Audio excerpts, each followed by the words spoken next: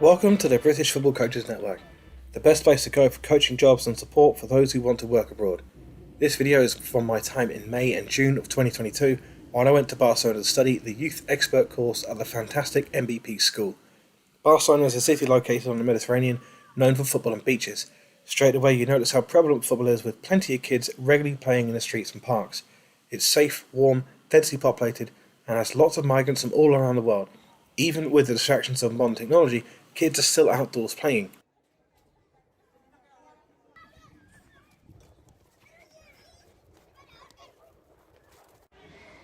The city is walkable. It's possible to drive, but there's no need for it.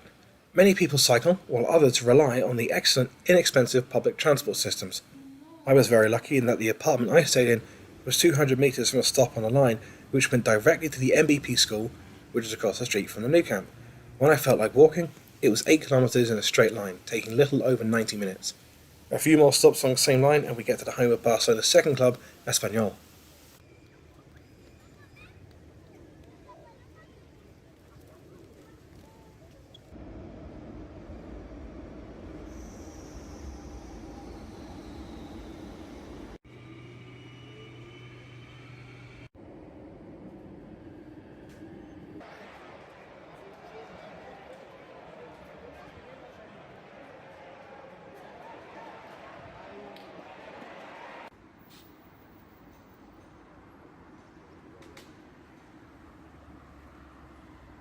The home of FC Barcelona is the iconic Nou Camp.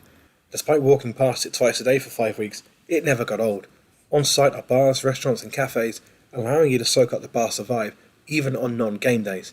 The club itself is a sporting hub, competing in basketball, ice hockey, futsal, handball and several other sports, as is often found in the European model of sports clubs. Game days at the Nou Camp can be a little disappointing. Apart from the ultras behind the goal trying their best to create an atmosphere, the majority of spectators are selfie-taking tourists, with little more than a superficial connection to the club. The effect this can have is making it feel a lot more like a reserve game or a pre-season friendly. Naturally, the view is incredible and you should soak it all in. The football is still excellent despite the recent dip in success.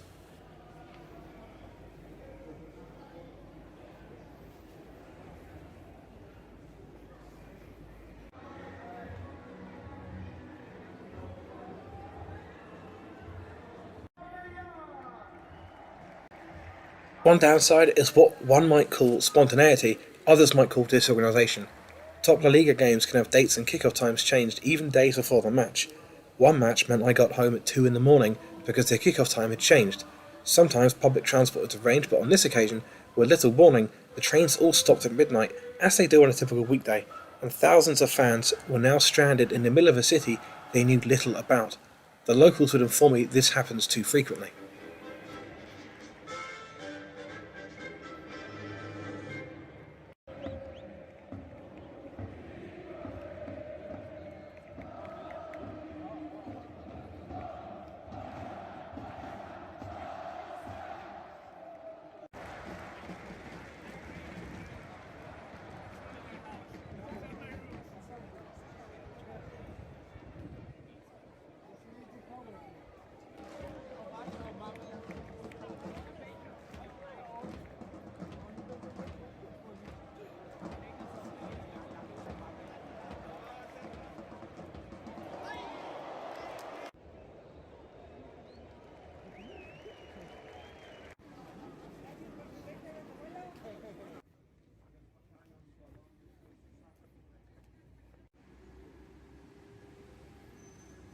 Futsal is big in Spain. Some of the big football clubs have a futsal branch. Other futsal teams are independent clubs. Most schools have futsal goals in the playground, and it is very popular among youth, especially inside the dense cities like Barcelona, where free space is scarce. It is treated with more respect in Spain than in England, and is viewed as a legitimate pathway into a professional sport, as opposed to a tool to enhance football development. The atmosphere at the Barcelona futsal games was 10 times better than that inside the Nou Camp. Crowds are serious, passionate, and in their thousands. I can't wait for us to catch up in England.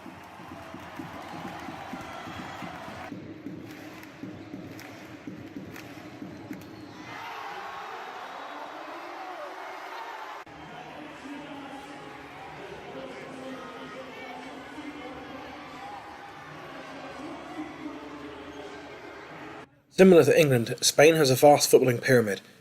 It's competitive for money levels, but heads regionally more quickly than when heading down the English pyramid. The population density of Spain is such that it is spread out into around 5 or 6 main clumps, with a lot of open space in between. As such, these population hubs act more like small countries with their own culture, identity, and in some cases, language. Most pitches are now AstroTurf. It requires less maintenance and can provide more gains on a daily basis. The dry weather and hot sun is not ideal for grass pitches. These pitches are right in the middle of where people live, unlike in England where many of the new amazing Astro facilities that are being built are not within walking distance of where the vast majority of their users will live. As we are a car-dependent society in England, we naturally expect to drive everywhere. The pitches in Barcelona tend not to even have car parks. People will go to the local pitch and hang out all day, sitting in the shade, drinking, chatting with friends, watching several games. They can do this because it's on the doorstep of several thousands of people. People feel more connected to their local area than we will back home. They have a team to cheer for, their own municipal pitch to be proud of, and can go relax somewhere and be entertained just minutes from their front door at a place where they know they'll encounter plenty of friends. Kids come onto the pitches to play at half time. Different age groups stay to watch each other. Families and friends will see each other at pitches because most of their kids will play for the same local clubs. As you can see from the flats and apartment buildings next to these pitches, they really are right in the middle of where people live. Spain is great, but it's not perfect. The kids play too big too soon, often being graduated to 11v11 football straight from 7v7 with nothing in between. The pitches and goals can be too big for the players playing them. In other countries this would greatly inhibit their development potential, but in Spain they mitigate against it by the amount of football these kids play. Grassroots kids will likely still train 3 times a week, while also playing in the streets of the parks and watching lots of great football examples on TV. The pace of life means that people are more relaxed in general. The parents seem some of the less rowdy I've encountered in youth football. It helps that there's usually at least a barrier, often a fence, and even bleachers for them to sit on. They're removed from the pitch and sat down, which sounds silly, but it helps. Then factor in they're sat in the shade with a cool drink chatting with friends. Suddenly, offering to beat up the referee in the car park after the game seems like a waste of time, especially as most of these pitches don't even have car parks. Kids in general seem more independent. They get the train to walk the streets at earlier ages than we might do in the UK or USA, and are allowed outside alone by their parents. The parents don't appear to be living vicariously through their children, treating them as an accessory or extension to their own lives. There isn't the stigma to be walking or taking the train that we might associate with it, as the society in Barcelona is built on great public transport and being walkable. You'll see all types of facilities like cages, full-size pitches, AstroTurfs, multi-use games areas, futsal courts, and many of them will be in use at all hours available. The football itself was way more intelligent and skillful than in the UK. Losing possession is viewed as an admission of defeat. You weren't good enough to keep the ball. In England, we're often taught that to view the ball as a bit of a liability in some situations, and we're better off getting rid of it because we don't have the ability to deal with it. English is widely spoken in Barcelona, as it is a highly popular tourist destination. Yet among kids, it's not that prominent. A couple private school kids may know the basics, so if you're looking at a job there, you'll need to learn Spanish. Why employ a decent coach who can't speak the language from abroad when they have plenty of decent coaches who can speak the language right on their doorstep? Catalan is used on signs and announcements, but most significant conversations are occurring in Spanish. Learning Catalan would impress people and would be a commendable skill, but you'll be perfectly fine without it. Even kids that have had bad coaching are still very intelligent. Not only do they watch a lot of football, but the Spanish in general think about football on a much deeper level than we do in England. We may still see it as a battle of passion, guts, grit, determination, bottle. They see it as a relationship of time and space, moving the ball and creating superiority. Post-game discussion centres around choices, decision-making and strategy rather than which team was more up for it. This includes players, coaches, pundits and parents. One of the key cultural differences to be aware of is that most places close on a Sunday. Apart from bars and restaurants, there's not a lot happening. It's almost like a day of state-sanctioned relaxing, which is hard for our 24/7 next-day delivery minds to contemplate. How is a day of slowing down and relaxing productive? It's because it allows you to rest and recover, which, as coaches, we likely acknowledge it's what our players need to do, while we'll be up past midnight analysing games or planning sessions and operating on 6 hours of sleep. For what is a big city with lots of people, you'll notice how little noise there is. Of course, there are motor vehicles, crowds, and construction, just less than what we're used to, so your ears aren't being assaulted by all these sounds. If you want to go to Barcelona for something besides football, why would anyone do that? I hear that the architecture and museums are pretty good. It truly is a beautiful city, and the design allows people to live active, outdoor lifestyles. It's great for people who like to keep fit. The beaches are excellent. The shopping is world class, particularly among Las Ramblas. I found little shops that were so niche, for example, being specifically dedicated to selling just Pokemon merchandise. Barcelona is a well connected city to the rest of the world by air, road, rail, and sea. Just up the coast is France. A 2.5 hour journey into the mountains will take you to the tiny country of Andorra.